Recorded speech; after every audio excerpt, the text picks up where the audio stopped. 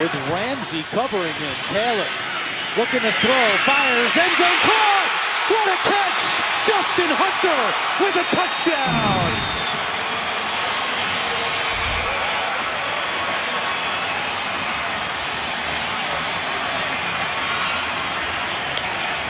First catch today for Justin Hunter, his fourth touchdown of the season. Well, Justin Hunter's the 6'4", 203-pounder, and you can see why. I mean, that's why they've got him on the roster.